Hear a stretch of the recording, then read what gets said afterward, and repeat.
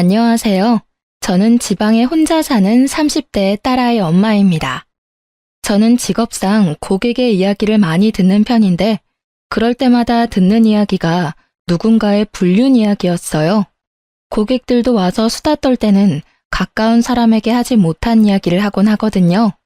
그럴 때마다 나와는 다른 세상의 일이라며 남일 듣듯 했는데, 이번에 제가 그런 일을 당하고 보니 정말 모든 사람에게 일어날 법한 흔한 일이구나 싶었어요.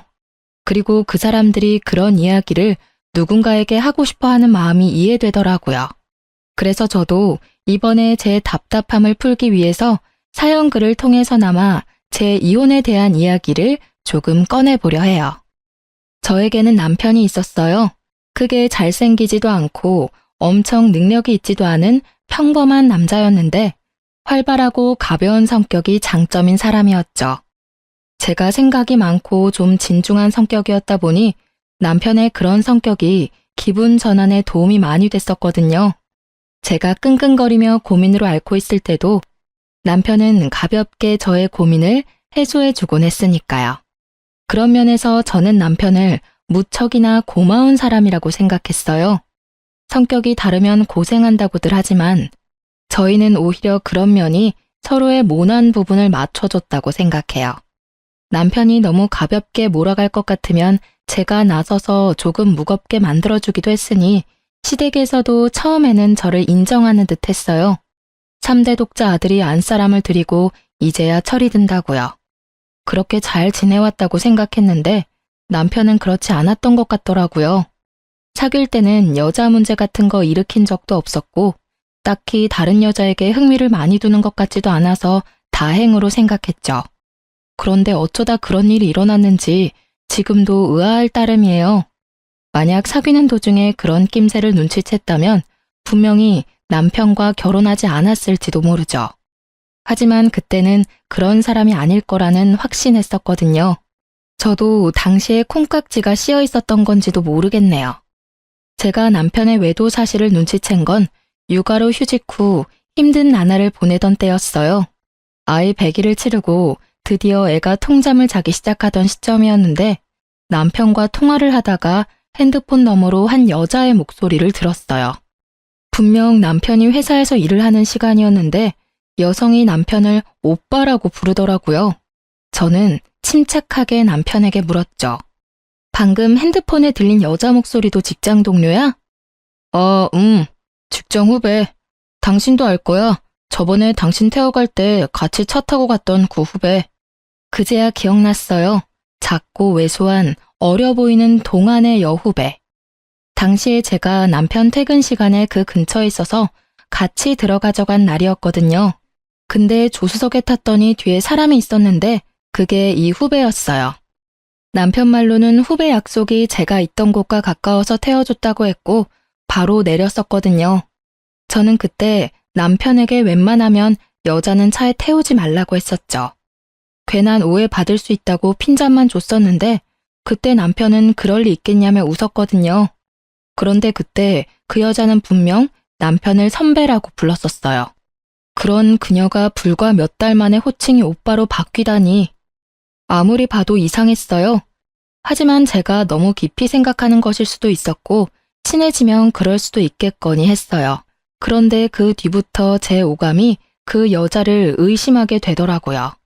그게 제 탓만은 아닌 게 그 여자가 남편과의 접점이 너무 많았거든요. 저는 저도 모르게 남편의 뒤를 캐고 있었어요.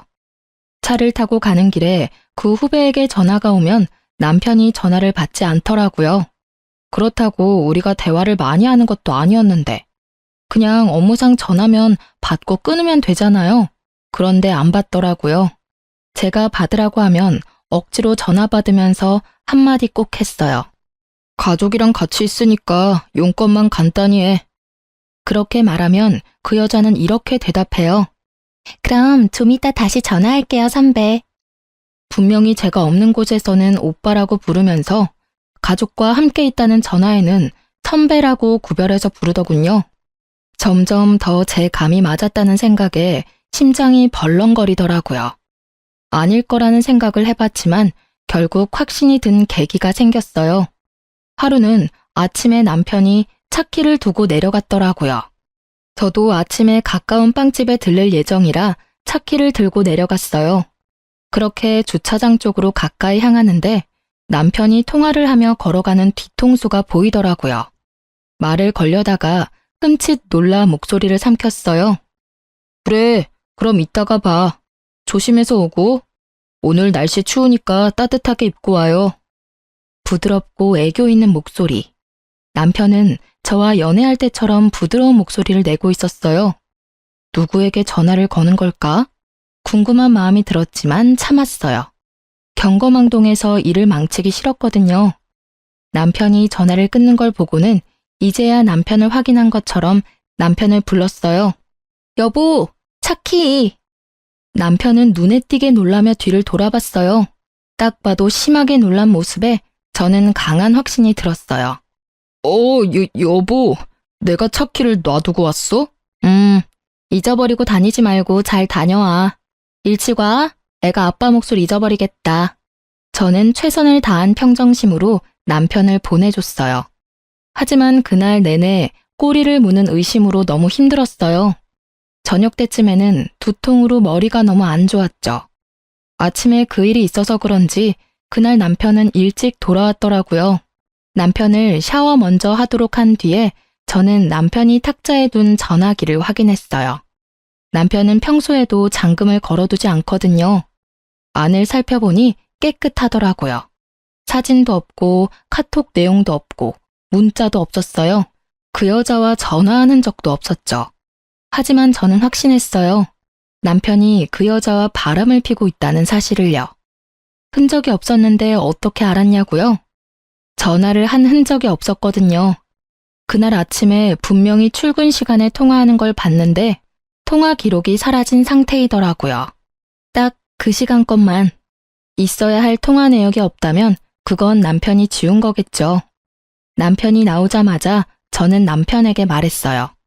당신 바람 피우는 거 맞지? 무슨 소리야. 나 그런 거 안 해. 못 믿겠으면 내 핸드폰 확인해봐. 나 전혀 그런 거 없다니까. 당연히 이 말 나올 줄 알았어요. 핸드폰에 잠금을 걸지 않는다는 건 자신이 당당하다는 걸 보여주고 싶어 하는 거잖아요. 자기가 떳떳하지 못하니 일부러 떳떳한 척 하는 거고. 문제의 소지가 될 만한 내용은 다 지웠을 테니까요. 한 가지만 확인해 볼게. 제가 통화 기록을 확인하는데도 남편은 편안한 얼굴이더라고요. 거기에 걸릴 건 없다는 거겠죠. 이상하네. 아무것도 없어. 그러게 아무것도 없다고 했잖아. 나 못 믿어? 나 그렇게 나쁜 놈 아니야. 그 후배도 진짜 후배일 뿐이고. 그러니까 내 말은 당신이 아침에 통화한 그 내역이 없다고. 제 말에 허를 찔린 듯 남편이 입을 못 열더라고요.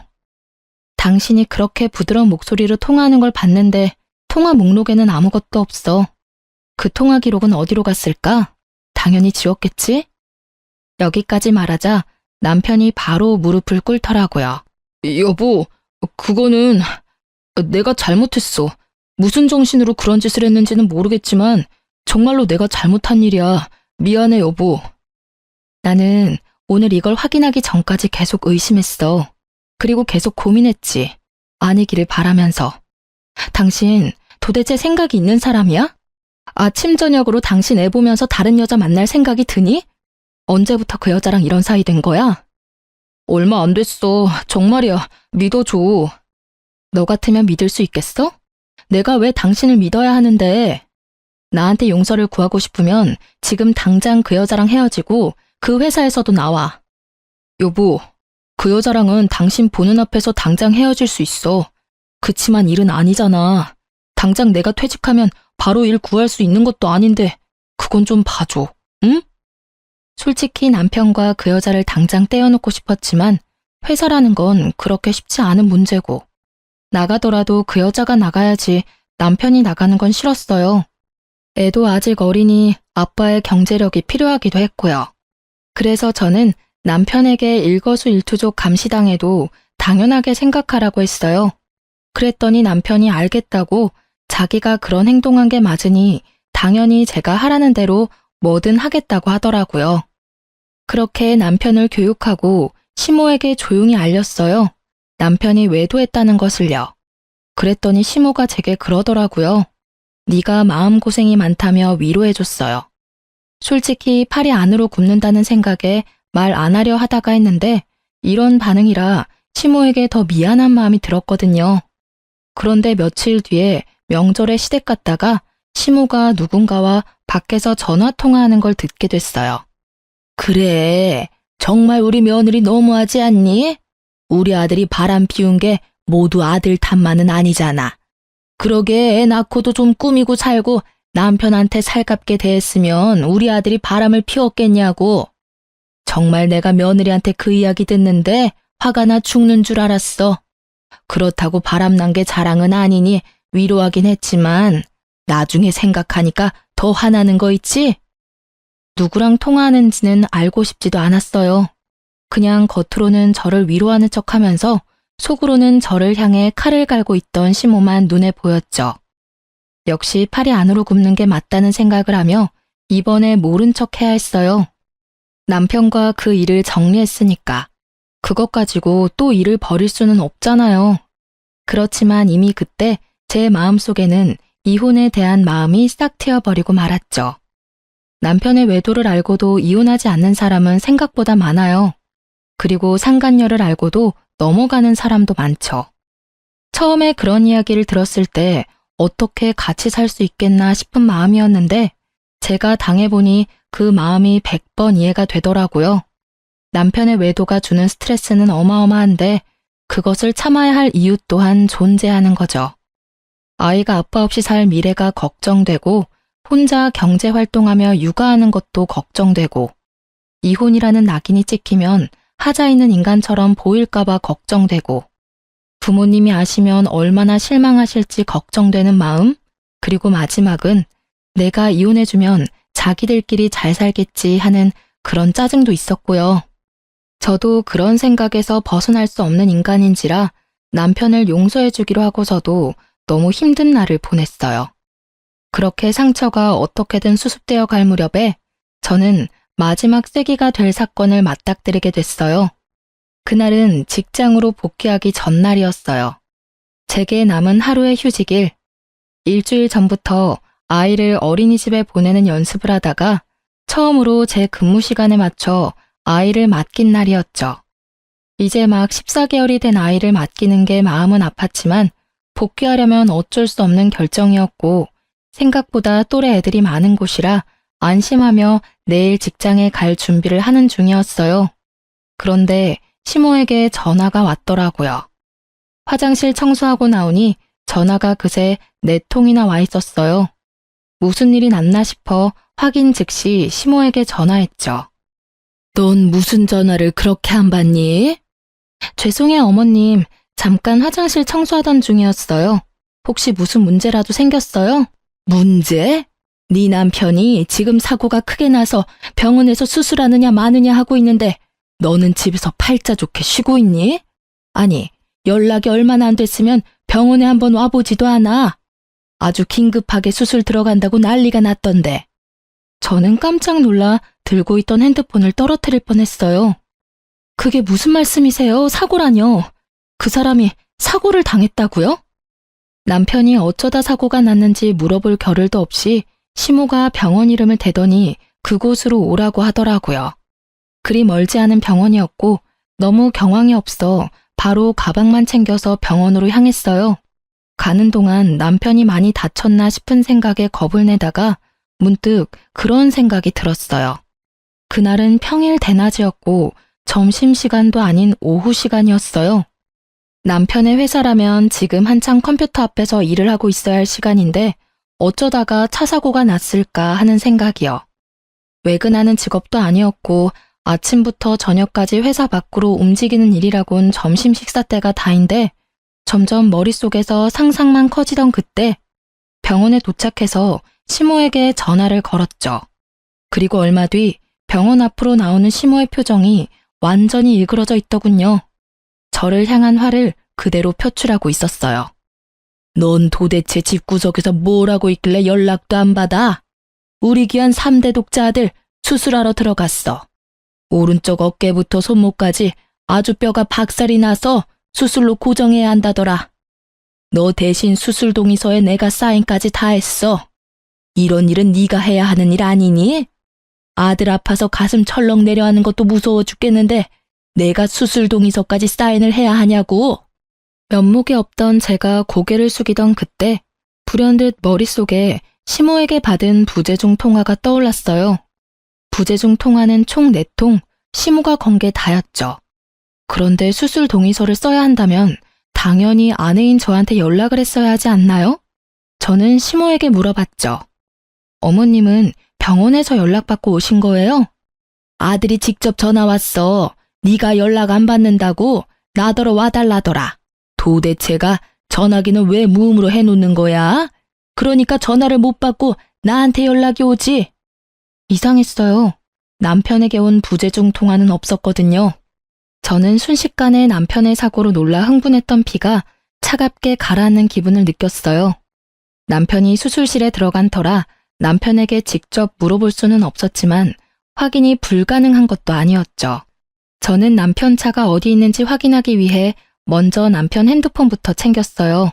레카차 업체와 연락한 게 있나 싶어 통화 기록을 뒤지는데 바로 오늘 아침에 그 여자와 통화한 내역이 있더라고요. 인연 다 끊겠다 어쩌겠다 해놓고 여전히 연락하는 걸 보고 살짝 열이 받았지만 직장 동료이니 연락 정도는 할 수도 있다는 생각으로 연락처를 뒤졌어요. 별 내역이 없길래 남편 메시지를 확인하는데 메시지 기록 중에 카드 승인 내역이 있더라고요. 거기에 오늘 날짜로 숙박업소가 딱 찍혀 있었어요. 불과 4시간 전에 결제한 내역이요. 그걸 보고는 피가 거꾸로 솟는 기분이었어요.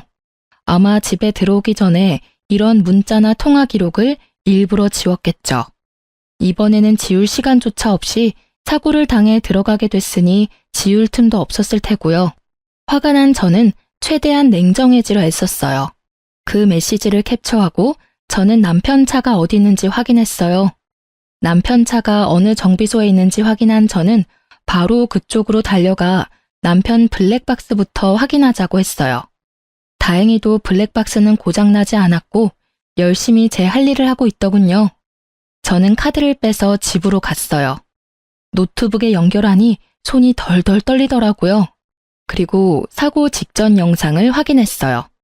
남편이 어딘가에서 나오는 중이었는데 거기가 모텔이더라고요. 그런데 남편은 운전하지 않았고 그 후배가 운전한 것 같았어요. 남편이 부러진 곳도 왼쪽이 아니라 오른쪽이었거든요. 남편이 조수석에 앉았던 게 분명해 보였어요. 두 사람이 모텔에서 나와서 차에 타고 둘이 차 안에서 나누는 이야기들이 모두 제 귀에 들어와 박혔어요. 오늘 연차 쓰고 같이 오길 잘했지? 여기 진짜 좋은 곳이거든? 우리 마누라랑은 여기 못 와. 애 놓고 몸 다 망가져서는 어디 데리고 다니면 부끄러울 정도라고. 너 정도는 탱탱해야 데리고 다닐 만나지.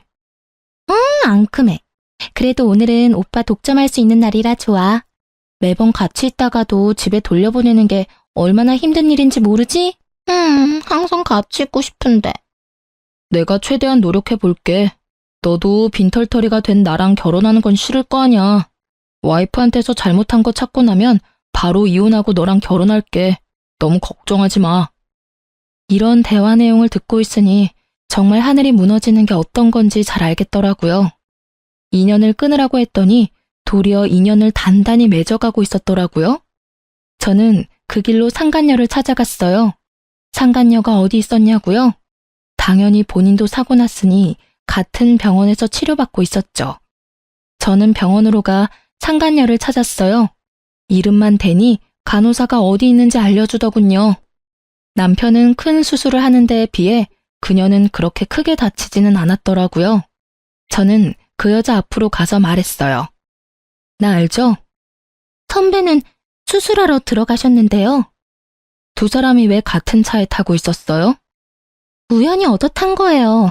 의부증 걸린 여자처럼 선배한테 집착하는 건 아는데 엄한 사람한테 이러시면 곤란하죠. 저는 선배랑 아무 사이 아니에요. 당신 덕분에 회사에서도 대화도 잘 못하고 있고요. 두 사람 사귀는 사이 아니에요? 평일 오후에 연차 쓴 두 사람이 같은 차 안에 있다가 사고가 났는데 그게 다 우연이라고요? 애초에 연차를 쓰고 왜 둘이서 따로 만나요? 그렇고 그런 사이니까 만났겠지. 네, 그렇고 그런 사이 맞아요. 선배가 마누라 싫다고 짜증난다고 얼마나 투정을 부리던지. 그래서 위로해주다가 눈 맞았어요. 됐어요? 당당하기가 정말 하늘을 찌를 정도였어요. 뭐가 그렇게 잘났는지 불륜을 싫어하면서도 아주 당당한 자세와 자신감 넘치는 표정을 보니 마치 피해자와 가해자가 뒤바뀐 것 같은 기분이 들더군요. 아내라고는 하지만 당신이 패배자인 건 알죠? 남편이 다른 여자 만나는 순간 여자로서 저한테 진 거예요. 당신이 얼마나 매력이 없었는지 이제 아시겠어요? 제가 매력이 없는 건 맞는데 그래도 저와 남편은 법적으로 유효한 사이고 그쪽은 남편과 부정을 저지른 사이라는 건 잘 알죠? 이런 대화들도 다 증거고 이후에 상간녀 소송할 때 다 쓰일 거예요. 당당해서 좋네요. 증거 수집이 아주 편해서요. 제 말을 듣고 나니 상간녀 얼굴이 하얗게 질리더라고요. 저는 당신도 남편도 용서할 생각 없어요. 그렇지만 그냥 헤어지면 둘이서 행복하게 살 거잖아요. 그러니 제가 가져올 수 있는 건 다 가져와야죠. 안 그래요? 매력은 있고 머리는 텅 빈 상간녀 씨? 제 말에 열받았는지 명예훼손인의 먼에 고소한다고 지랄 발광하는 상간녀를 두고 저는 시모에게 향했어요. 시모는 남편 수술이 끝나기를 기다리고 있더군요. 저를 보자마자 시모의 막말이 또 시작됐어요. 수술 동의서 내가 쓰도록 한 건 네가 잘못한 거야. 어떻게 엄마에게 아들 수술 동의서를 쓰도록 만들어? 죄송하지만 그 사람 저한테 연락한 적 없어요. 사고 나고 연락한 거 어머님이 처음이자 마지막이더라고요. 네가 와이프인데 왜 나한테 전화를 해? 네가 잘못 본 거 아니니? 아니요, 잘못 본 거 아니고 남편이 어머님한테만 전화했더라고요. 그 사람 저 몰래 연차 쓰고 여자랑 놀러와서 모텔에서 나오다가 사고 났거든요. 뭐? 너 지금 우리 아들 없다고 말 막 지어서 하는 거니? 시모가 깜짝 놀라서 저한테 반문하더라고요. 저는 시모에게 영상을 보여줬어요. 영상 보세요. 확실하죠? 오늘 쉰다고 저한테 이야기도 없었어요. 이러니 저한테 연락 못했겠죠. 불륜을 저지르다가 사고 났는데 어떻게 와이프한테 전화하겠어요? 어떻게든 안 들키려고 어머님께 전화한 거겠죠. 제 말에 시모는 한동안 말을 잊지 못하는 듯 하더니 갑작스레 화를 내더라고요. 네가 우리 아들을 얼마나 쪼았으면 애가 바람을 피우겠니? 저번에도 내가 말은 안 했지만 네가 잘했으면 애가 바람 같은 거 피웠겠어? 그리고 바람 피웠다고 애 기도 못 펴게 하니 몰래 스트레스 풀려다가 이런 사고 난 거잖아. 하나부터 열까지 다 네가 잘못했는데 뭘 잘했다고 나한테 또박또박 말대꾸야? 적반하장도 유분수지. 이 말을 하고 싶은 걸 꾹 참았어요. 못 배우고 예의 없는 사람이라도 어른은 어른이니까요. 그렇지만 용서는 하지 않겠다고 다짐했어요. 시모도 상간녀도 남편도. 남편이 병원에 있는 동안 저는 착실히 이혼 준비를 시작했어요. 증거는 차고 넘쳤죠. 그럼에도 더 모으고 모았어요.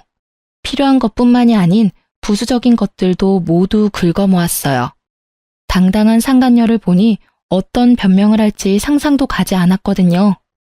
모텔에 들어가서 현장을 직접 잡은 게 아닌 이상 어떠한 증거도 반박 가능한 것이 될 수도 있잖아요. 그래서 그들이 변명조차 못할 정도의 증거를 모았어요. 그리고 남편이 치료받는 동안 제 짐을 모두 싸고 아이와 함께 친정으로 건너왔죠. 아이도 절대로 빼앗길 생각이 없었거든요. 그렇게 남편의 퇴원일이 가까워질 때 저는 이혼을 통보하고 서류를 보냈어요. 이혼이 소송으로 진행되고 있을 때 남편의 퇴원일이 되었어요. 그런데 남편에게서 연락이 왔어요. 저기 여보, 혹시 지금 내가 있는 병원 와서 치료비 좀 내주지 않을래? 치료비? 그런 건 카드로 대충 내고 나중에 실비 청구하면 되잖아. 이혼 소송 중인 와이프한테 연락해서 할 말은 아닌 것 같은데 어이가 없어서 그런지 말이 곱게 나가질 않더라고요. 어쩔 수 없었죠. 제 이혼의 결정적인 원인이 된 남자니까요. 그게 실비보험 청구가 안 돼서 그래. 당신이 아니면 도와달라고 할 데가 없어서 그래. 우리가 이혼 소송 중이긴 하지만 아직 부부잖아. 당연히 내가 곤란할 때 당신이 도와줘야지. 실비 청구가 왜 안 돼? 당신이 들어놓은 실비면 충분할 텐데. 사실은 실비 보험 얼마 전에 해약했어. 뭐? 실비 보험을 해약했다고? 뭐 때문에? 해약하면 해약금 나오는데 그게 좀 필요해서. 그걸 어디에 썼는데?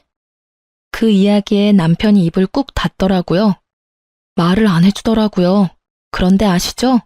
말을 안 하면 안 하는 대로 그게 자백이 된다는 거. 너 설마 그 보험 해약금 상간녀한테 다 썼어? 그 여자한테 썼다고 하면 좀 그렇고 얼마 전 주말에 제주도 놀러 갔을 때 썼어. 아니, 그 정도면 보험 해약 안 하고 네 돈으로 써도 되잖아. 그건 그렇지. 근데 그러면 당신한테 들키잖아. 카드 결제 내역이나 통장 내역은 그대로 남는데 돈이 비면 이상하게 생각할 거 아니야. 그래서 보험 해약하고 나중에 따로 들려고 생각했었지. 그러다가 여태껏 못 들었고. 웃음밖에 안 나오더라고요. 들키기 싫어서 보험까지 해약하고 해약금으로 여자랑 놀러 가다니. 이런 기발한 발상은 어떻게 할 수 있는지 궁금하기까지 했죠. 저는 남편에게 말했어요. 아주 잘하는 짓이다. 잘했어. 이혼 소송 중인 와이프한테 바람 피워서 미안하다 사과는 못할 망정 전화해서 치료비나 대달라고 찌질하게 굴어? 보험 해약한 건 당신이니까 당신이 알아서 병원비 마련해. 아니면 그 돈 다 쓴 상간녀한테 도와달라고 하든지. 당신도 참 뻔뻔하네. 나랑 이혼 절차 밟고 있으면서도 나한테 돈을 받고 싶어? 내가 돈을 줄 거라고 생각했다는 게 참 웃기지도 않고. 나 당신한테 이제 어떤 것도 뺏기고 싶지 않은 사람이야. 그게 10원짜리 한 장이라도. 너하고 그 상간녀한테는 절대 뺏기기 싫거든? 병원비 대주는 걸 왜 뺏긴다고 하는 건데? 솔직히 바람 피운 게 아무리 잘못이라고 해도 내가 이렇게 아파서 죽을 것 같은데 와이프가 돼서 병문안 한 번을 안 오고 병원비도 내달라는 게 아니라 빌려달라는 거라고. 빌려주든 어쩌든 난 안 줄 거야.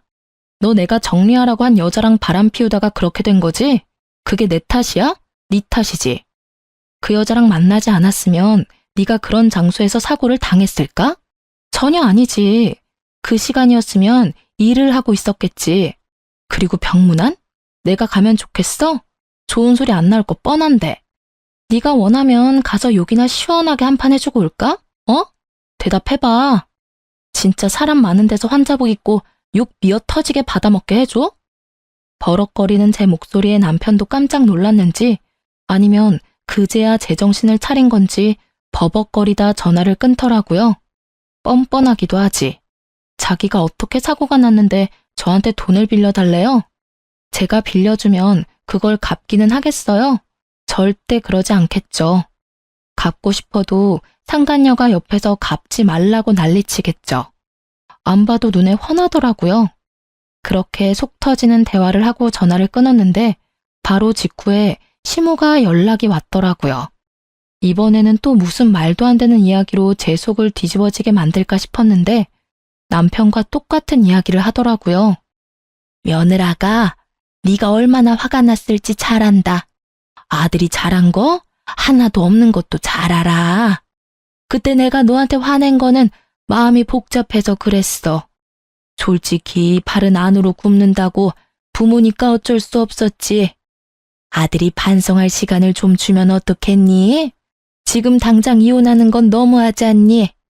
아픈 아들 조리해야 할 시기에 소송은 너무 힘들어.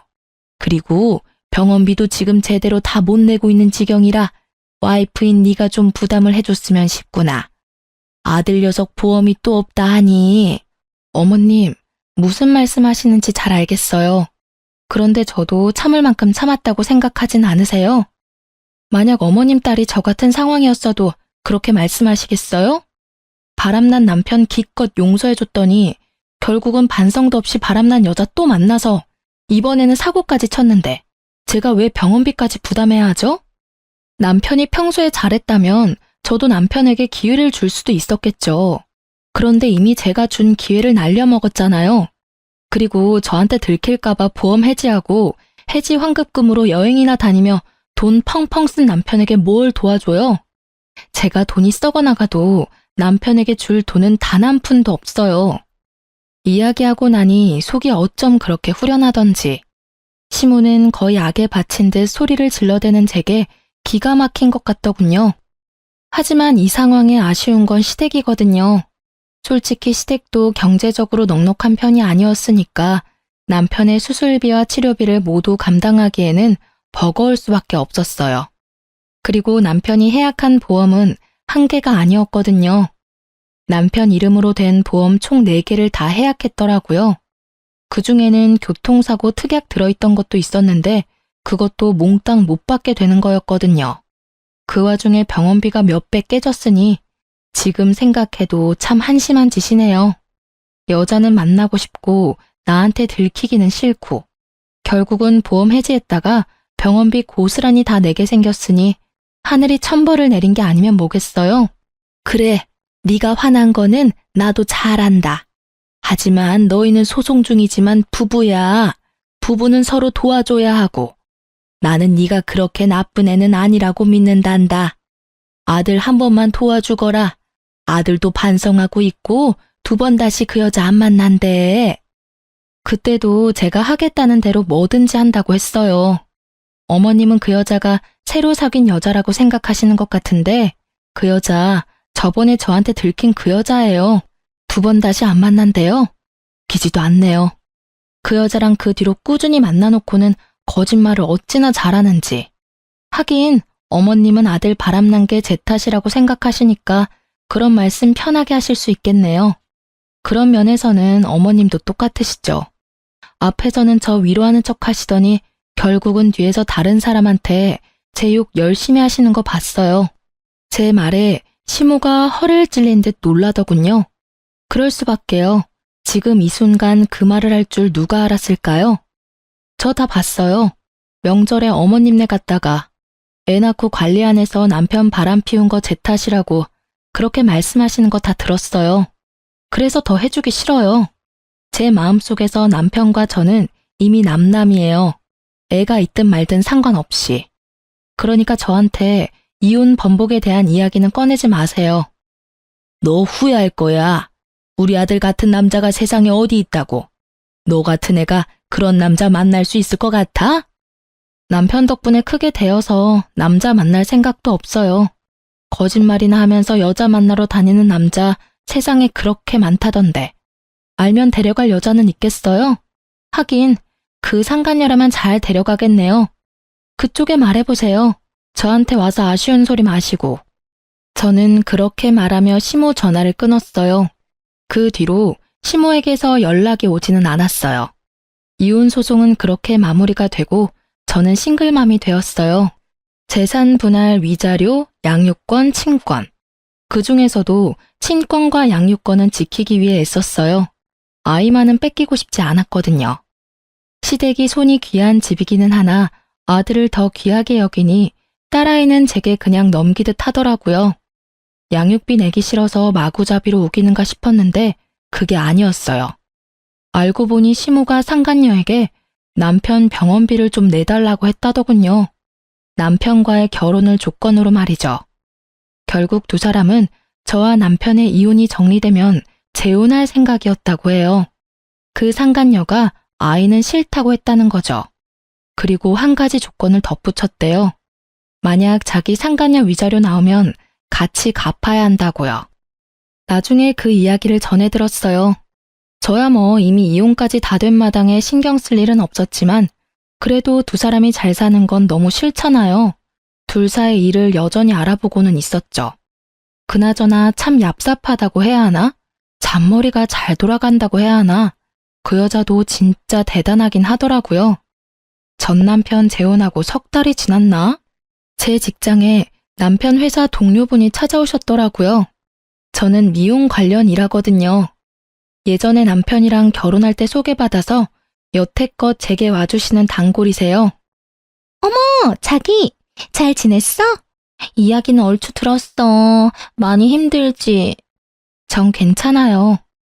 이혼 후에 이렇게 사정을 잘 아는 사람을 만나면 불편하기 짝이 없더라고요. 그 사람이 싫은 건 아닌데 계속 이혼이 주제가 될 수밖에 없거든요. 모르는 척 해주는 분도 있지만 이분은 그러지 않으셔서. 그런데 그분이 그러더라고요. 그래, 괜찮아야지. 그 나쁜 연놈들도 벌 받고 있는데. 그게 무슨 소리예요? 자기 이야기 못 들었어? 그 두 사람 완전 천벌 받았다고. 회사 내에서도 소문이 다 났어.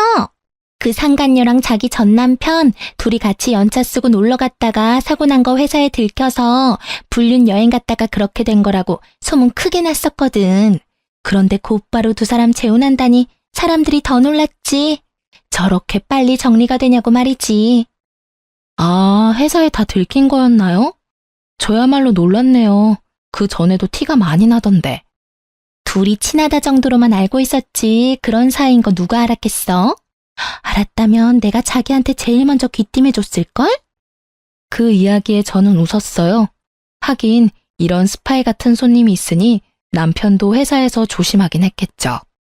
근데 그 소문나고 회사에서 두 사람 다 퇴사시켜버렸거든. 연차 쓰고 놀러가서 사고 난 것도 그렇고 안에서 부적절한 만남 가진 것도 그렇고. 그런데 표면적인 이유는 자기 전 남편 몸이 아직 다 안 돌아와서 그렇다고 하더라고. 몸이 안 돌아와요? 그래. 수술한 곳이 오른쪽 팔이랑 어깨잖아. 그쪽으로 신경이 손상됐다나 뭐라나. 결국 손가락이 잘 안 움직이는 바람에 일도 제대로 못하니까. 금방 돌아올 것 같으면 그냥 놔뒀을 수도 있겠지. 근데 금방 안 돌아오더라고. 어쨌든 두 사람 다 권고사직으로 퇴사했어. 그래요? 둘 다 진짜 천벌받았네요. 당연하지. 남의 눈에 눈물 흘리게 만들면 자기 눈에는 피눈물 흐르는 법이야. 그래놓고 잘 살면 하늘이 뭔 소용이니? 그렇게 고객과 대화를 하면서 전 남편과 그 상간녀 이야기를 들으니 제 마음속에 응어리졌던 것들이 조금은 풀리는 것 같았어요. 남의 불행을 내 행복으로 삼지 말라지만 제게 불행을 준 원인이 저렇게 못 살고 있으니 이상하게도 응어리가 풀리는 것 같더라고요. 그 뒤에 시모가 저한테 한번 연락이 왔었어요. 예, 너 딸아이 우리한테 돌려줄 생각 없니? 우리가 사례는 넉넉히 할게. 잘 생각하고 연락 좀 줘. 갑자기 딸을 달라는 이야기에 초스라치게 놀라 물었죠. 이미 다 끝난 일인데 왜 딸을 달라고 하세요? 아유, 넌 몰랐겠지만 우리 아들 재혼 상대가 글쎄 애 딸린 이혼녀라더라. 아들 하나 있는데 없는 것처럼 속이고 우리 아들이랑 재혼했대. 결혼하고 나서 애 있다고 이야기했다던데 그게 문제가 아니야. 그 데리고 온 애는 남의 자식이잖니? 그러면 우리 집안 대를 이을 아들을 낳아줘야 하는데 이 미친년이 불임수술까지 해서 애 못 놓는다고 사람 환장하는 소리를 하잖아. 아니, 재혼하면서 애 없는 집에 오면서 아들 하나는 낳아줘야 정상 아니니? 옛날 생각을 가진 시모와 현대식 사고를 가진 상간녀의 대립이 생각보다 컸고 그 결과 우리 딸을 방패로 데리고 가고 싶은 모양이었어요. 생판 남의 자식한테 우리 전 재산 뺏기게 생겼으니 우리도 뭐라도 방어를 해야지. 대를 이을 아들만 생기면 손녀는 금방 돌려줄 테니까 잘 생각해보거라, 응? 생각하는 게 어찌나 저속한지 이야기 듣고 있는 동안에 귀가 썩는 것 같은 기분이 들었어요. 어린애를 데려가서 방어를 하니 뭐를 하니 사랑을 줄 게 아니면 관심이라도 줘야 된다며 개소리를 하더라고요. 손녀에게는 관심 하나도 없으면서 그런 불순한 이유로 딸애를 데려가려는 시모를 보니 화가 머리끝까지 차올랐어요. 어머님, 제 딸이 무슨 힘이 있어서 그 어른들 사이에 끼어서 이리 치이고 저리 치이고 해야 해요? 귀한 딸이에요. 그래서 제가 직접 기르겠다고 데려온 거고요. 상간녀 데리고 오시면서 남편 병원비 급하게 처리하셨으면 된 일 아닌가요? 이혼 후의 일은 그 집안에서 알아서 하셔야죠. 그 여자애가 애가 딸린 걸 내가 알았으면 이혼하라고 등 떠밀었겠니? 아들놈도 나중에 한 것 같았어. 게다가 요새는 또 얼마나 떽떽거리며 돈 달라고 요구하는지 아니? 아이고, 내가 며느리를 잘못 들였어. 아들놈은 손가락이 안 돌아와서 취직도 못하고 있는데 재혼한 새 며느리는 아주 시댁을 돈줄로 알고 안 해주려니 아들이 불쌍하고 해주려니 며느리가 밉고 시모가 괴로워하는 걸 보니 생각보다 상황은 심각해 보였어요. 그렇다고 제가 애를 줄 일은 절대 없었어요. 심각하고 불쌍하든 저랑은 이제 관계없는 사람들이에요. 열심히 자기 손으로 자기들 인생 말아먹고 있는 중인데 제가 왜 관여를 하겠어요? 그저 저와 제 딸이 거기에 휘말리지 않도록 하는 것만 중요할 뿐인 거죠. 시모는 결국 제게서 딸을 얻을 수 없다는 걸 알고는 전화를 끊고 연락 한 번 안 하더라고요. 그런데 한 달쯤 지났을까요? 제 고객이 연락이 와서 알려주더라고요. 전 남편과 살고 있던 그 상간녀가 도망갔다고요. 저는 상간녀 위자료 소송을 해서 그 여자에게서 돈을 받고 있었는데 불과 며칠 전에 그 위자료가 다 지급됐었거든요. 그래서 생각보다 빨리 들어왔다고 생각했는데 알고 보니 전 남편 퇴직금을 몽땅 제 위자료로 지급하고 남편 버리고 집을 나가버렸다고 하더군요. 오른손을 제대로 못 쓰는 남편의 수발들야 육아하랴 일하랴 나름 엄청 힘들었나 보더라고요. 그야말로 벌 받았다는 말로밖에 설명할 수 없는 상간녀 상황을 보니 하늘이 나를 버리지 않았구나 하는 생각이 들었어요. 뭐 제 살 길 찾아 도망갔으니 불륜도 끝이었고요. 그렇게 헤어질 거 뭘 그리 죽고 못 살아서 불륜 같은 짓을 했나 몰라요. 아들이 이제 중학교 들어가던데 부끄러워서 아들 얼굴은 어떻게 보려는 건지 원. 그 사람들이 스스로 제 무덤 파는 동안 저는 착실하게 아이와 함께 살 미래를 위해 움직였어요. 친정집에 얹혀 살게 됐지만 아이의 정서적인 안정을 위해 한 선택이었어요. 부모님은 젊지는 않지만 사랑을 주실 수 있고 저는 경제활동을 할 수 있는 젊음이 있으니까요. 살다 보면 이렇게 속 뒤집어질 만한 일도 가끔 일어나나 봐요. 이혼을 하면서 이런 어이없는 일들을 당하고 나니 앞으로 어떤 힘든 일이 와도 견딜 수 있는 경험이 된 것 같아서 그것 하나만은 다행이라 생각해요. 이혼 전 이혼을 해야 하나 말아야 하나 고민하시는 분들 생각보다 많이 계셔요. 저도 마찬가지였어요. 제가 정신적인 스트레스에 강한 타입이었다면 참고 살았을 거예요. 그렇지만 전 그런 사람이 못 되거든요. 이렇게 이혼을 해서라도 일단 제 마음이 편안해져야만 조금이라도 더 만족하며 살 수 있는 사람이었거든요. 글을 쓰다 보니 그때의 기억이 새록새록 떠오르네요. 힘든 일도 시간이 지나면 다 극복하게 되어 있어요. 저처럼 고민하는 분들에게 도움이 되기를 바라는 마음으로 제 사연을 써보았네요. 모두 속 시원한 하루 보내시길 바랍니다.